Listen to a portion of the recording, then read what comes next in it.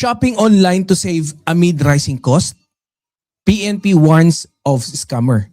Alam nyo naman no, marami kasi nagtitake advantage, especially if there are like this type of situation na kung saan magiging ang tawag dyan, madamihan pagdating sa pagbili.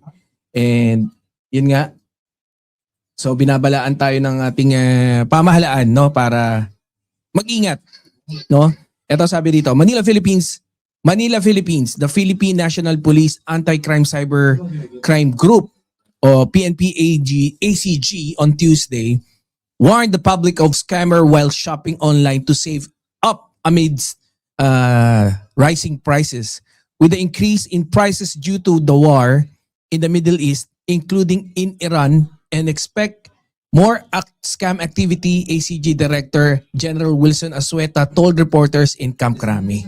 Ayan, yan ang ano, no?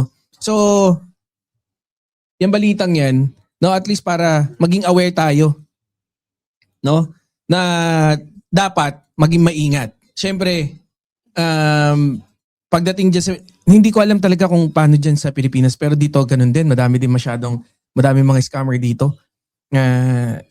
Kailan ba yun? It was last year na kung saan nakuhanan kami ng malaking pera, no? Parang bigla na lang may nagbawas. Pero we did manage to file a case against it. Pero yun nga, pag dyan naman sa Pilipinas, no, konting ingat dun sa pagbili online. Marami ang magsasamantala ng sitwasyon, mataas yung bilihin, nagmamadaling bumili, mga those type of situation. Kaya pinapayuhan tayo ng kapulisan na ang tawag dito, mag-ingat no, pagdating sa pagbili. Siyempre, no, mga mandirigma, habang tumataas ang presyo ng mga bilihin, maraming Pilipino ang naghahanap ng paraan para makatipid ba, 'di ba? At isa sa ginagamit ngayon, no, is yung online shopping. Pero kaya nga ayon sa PNP, dito rin sa binasa natin, habang tumataas ang online buying, tumataas din ang online scamming. Kaya mag-iingat tayo. Ha? Ayon sa Philippine National Police, di ba? Anti-Crime Cyber Group, yung ACG. Inaasahan nilang tataas ang scam activities. Kaya habang mas marami pang tao no, na bumibili online para makatipid, isa sa mga dahilan ay ang pagtaas ng presyo ng commodities. Konektado sa global tension, di ba, na nangyayari dito sa Middle East. Kabilang na ang conflict sa Middle East.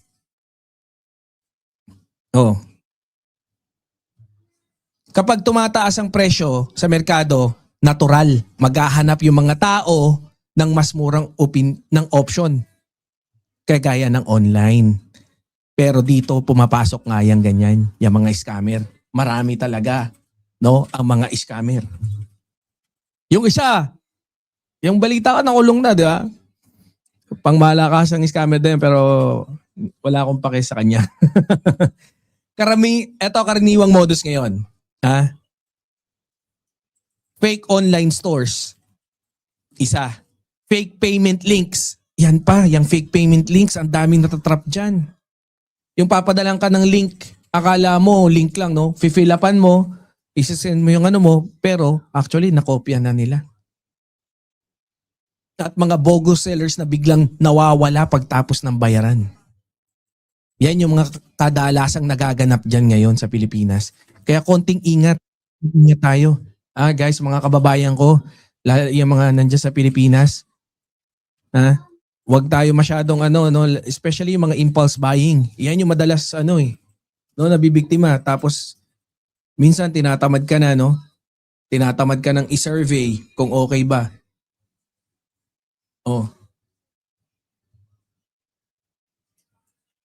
Kaya so ingat lang Ingat tayo diyan, guys, no? Kaya tandaan, no, mga mandirigma, mga karayuman ng ating kapatid na Sinyolo, sa online shopping, hindi lang presyo ang dapat ingatan. Dapat ingatan din yung mga sellers. So yan, let's end with that note, no? At punta na tayo dun sa ating susunod na tatalakayin. Pero syempre, dating gawi, no? Bago tayo tuluyang mag-proceed dyan, batian muna tayo. Pero no? Siguro, meron na tayo dapat anong tawag doon? later on, hindi ko na kailangan banggitin. Magbatian muna tayo. Wala, masasanay na kayo. O kaya wag ko nang banggitin, no? Dapat alam nyo na, pagka regular kayo na nanonood dito kay Tol Nyolo, especially dun dito sa aking oras. No? Lagi nyo tandaan guys, 7:30 PM ng gabi, ako ang inyong host. Ayan, bagong dating, press 1, mga bagong dating! Wala, no? Wala tayong sound effect, corny. KJ naman nung gamit-gamit natin. Si Mama Lucy, syempre ng BMB, nandyan. Nandyan si Mama Bethy Caliso. Yan, nandyan. Si Mama Irma Kapuyan. Sino pa? Biglang bumilis. Si Boss Patricia Laurel. Ayan. Wala nang batian. Para news lang. Ayaw mo magbatian? Ayaw daw batian ni Ma'am Patricia. No. Si Boss Siljan, si Boss Lorna, si Ma'am Lorna, syempre. Sir Nyolo is watching. Watching daw si Tol Nyolo. Nasa Singapore yung ating kapatid, no? Lumalia merda. Rumarakit-rakit pa nga paminsan-minsan eh. Si Boss Along Night ba? Along Night ng BMB family. Si Reza Force nandyan. Nakakita ko ayun. Alonely TV. Ayun, Alone Light. Batang pasaway. Nakita na natin. Si Ma'am Ay Moreno. Si Ma'am Chaicher. Ayan, Chaicher. Wala pa akong ligo, Ma'am Chaicher. Hindi, mag-exercise kasi tayo. Si Ma'am Susan Larson. Anyways, enough of that. No, mamaya, batean ulit tayo ha. Preach ba kayo? Preach. Mag-preach kayo ng buton ba na preach 1. Please press 1 mamaya, no, para at least makita kagad natin. Ngayon, proceed na tayo sa ating susunod na tatalakayin. Tingnan ko nga.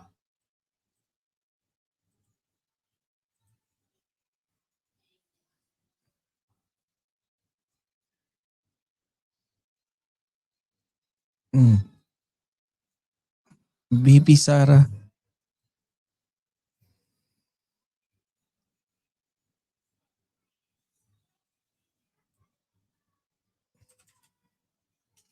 Wait lang guys ha. Ayaw gumalaw eh. Ba't ganun?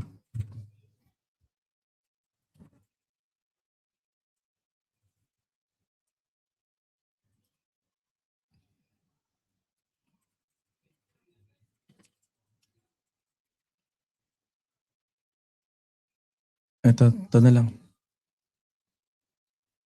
Punta na tayo dun sa ating magandang gabi po sa lahat. Welcome dito sa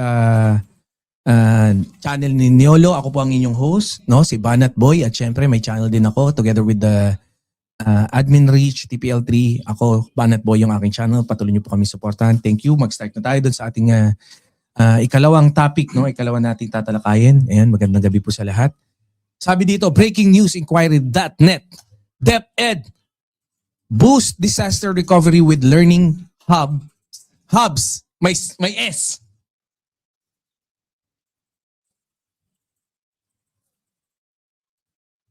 Mali no? Mali ulit. DepEd boost disaster recovery with learning hubs in Cebu, Masbate. Bogo City, led by President Ferdinand R. Marcos Jr., the Department of Education or DepEd turned over new learnings continuity spaces or LCS facilities in public schools in Bogo City and Masbate to address critical classroom shortage caused by recent natural disasters. President Marcos inspected the prefabricated modular learning spaces equipped with solar-powered setups and internet connectivity to ensure education remains unhampered by disaster. Ganda niyan, di ba?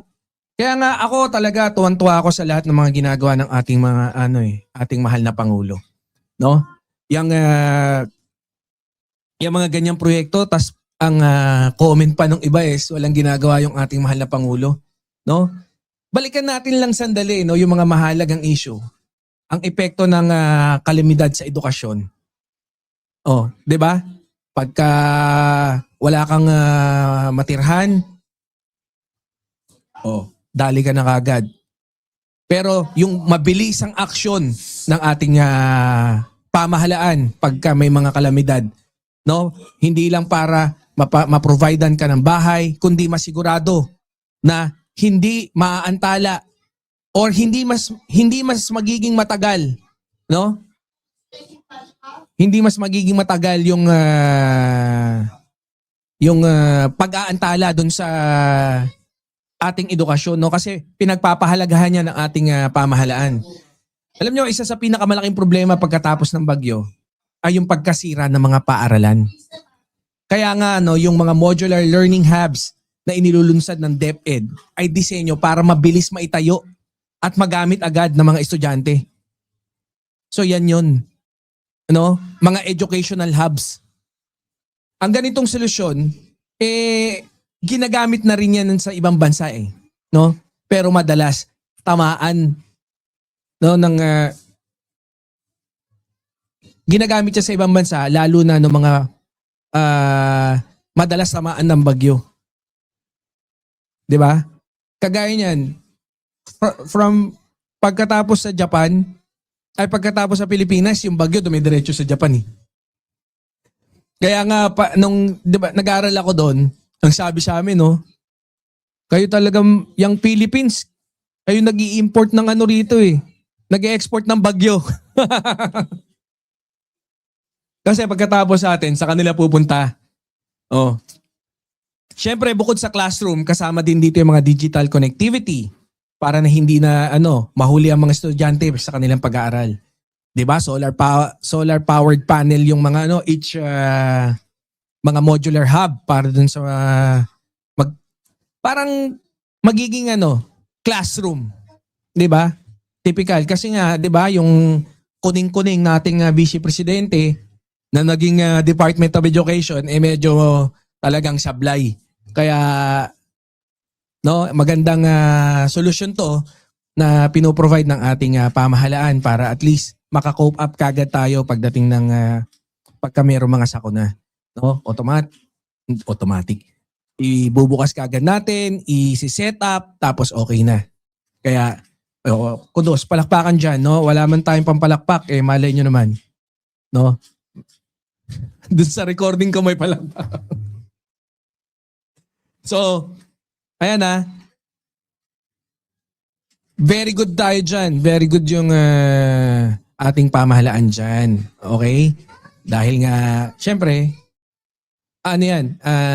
one step ahead pagdating sa sakuna. Ayan, si Ma'am B. Lucy pumalakpak na. Ayan, punta na tayo dun sa ating susunod na topic. Pero syempre, isa lang, yung with that, yung topic natin yan. Sa isang, bansang laging hinahamon ng kalamidad, mahalagang tanong ito, paano natin mapoprotektahan ang kinabukasan ng mga kabataan? And ang tugon ng ating pamahalaan ay siya ang sagot.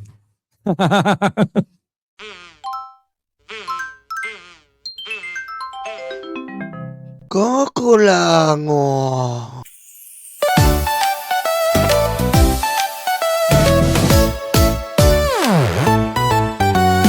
Tanggap, luga, yuga, DDS, DDS. Dating yung white karton, dating yung white karton. Duterte, Duterte. Tanggap, luga, yuga, DDS, DDS. Dating yung white karton.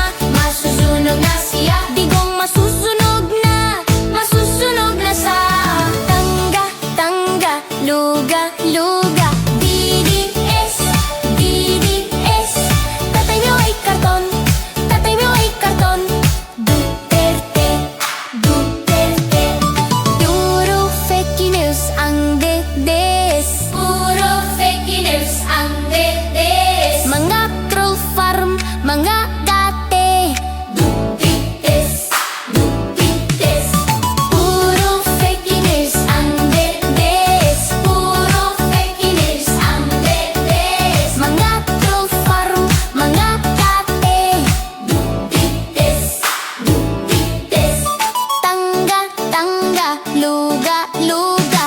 DDS, DDS. Tatay niyo ay karton, tatay niyo ay karton. Duterte, Duterte. Tangga, tangga, luga, luga. DDS, DDS. Tatay niyo ay karton, tatay niyo ay karton. Duterte, Duterte. Ayan na sila, ayan na sila. Maleta na peke, maleta na peke. Ayan na sila, ayan na sila. Maleta na peke, maleta na peke. Puro fake news ang dede.